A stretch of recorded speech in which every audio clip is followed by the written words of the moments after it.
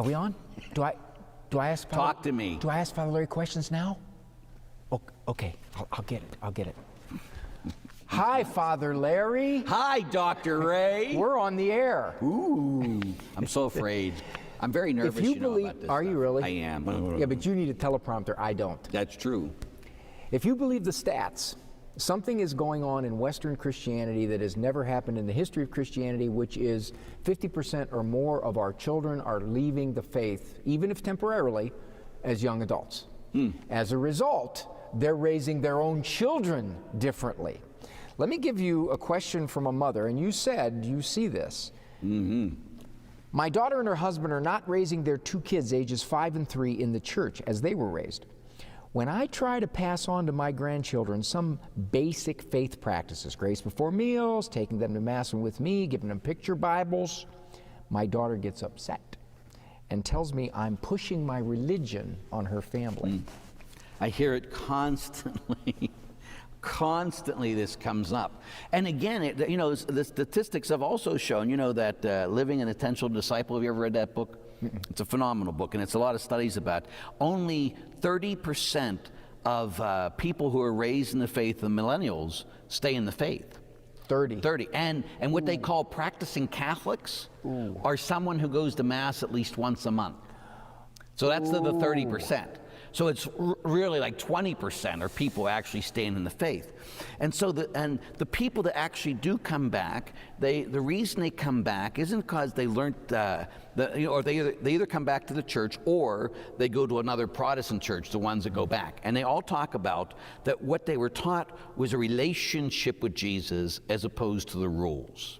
So the first thing, again, we got to talk about when it comes to children, and that we have to acknowledge that a lot of these kids are not coming back to the church. And the reason they're not coming back to the church, so many of them, is because Jesus never became real to them. It was another religion, and one religion is good as another. And you're pushing your religion down my children's throat.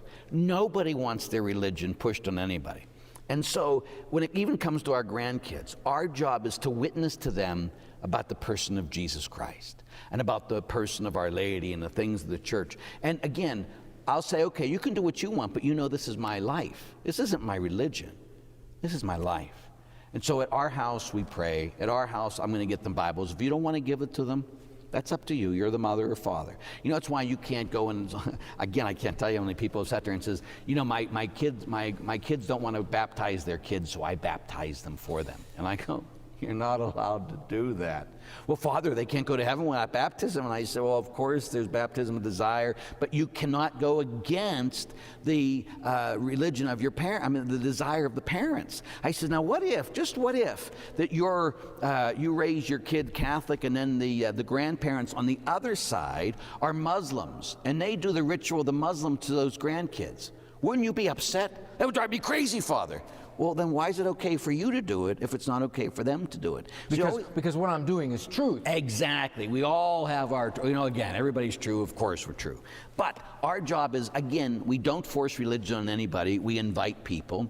And when it comes to our grandkids, there's a two-way street there. One of it is you're allowed to share with them what you believe, just like you did with your children. So if they come to your house, you can say, well, I'm going to pray because I pray. That's what we do at the house. Right. But I'm not going to say you must do this when you go home. Okay. Because again, that isn't... Or not even you must do this here at my house. Exactly. If the daughter's sitting there and she's just a stone at breakfast. Great. And you're saying, excuse me, we have to say our prayers. And you can do that. Absolutely. And Christmas time, she can reject the little picture Bible that you get the kids if she wants. Absolutely. And you're saying, I'm not pushing any religion on anyone, but this is so much a part of my life that I would want the kids to at least have a chance to look at it or something. And again, that's where it also comes, though, that the power of prayer, we have to bring the parents to conversion before the children sometimes, huh? My parents, again, in my own life, my parents never went to church. My father wasn't Catholic, didn't care for the Catholics. My mother was Catholic but didn't like the church in that time. And so she was very young. She had me at 18. And my family never went to church. This is what's making you so crabby. Exactly. But they never went to church. But my grandmother, who was my godmother, would come and pick me up every Sunday and take me to church. And she would teach me how to pray and different things. So I often say my faith came from my grandparents, not from my parents. you know, and so that, but my mother wasn't against my grandmother doing that. She just didn't go, but my grandmother took it up. So sometimes it's the grandparents that can bring, even Pope Francis talks a lot about his faith came from his grandmother. My faith came from my grandmother. And so grandparents can have a great, great role. And it's, especially if the parents are open to it, all the more. But again, we're always pushing the relationship with Jesus. And one of the things, if their parents are against it, is you start praying and fasting for your children to come to conversion so that their kids can come to conversion.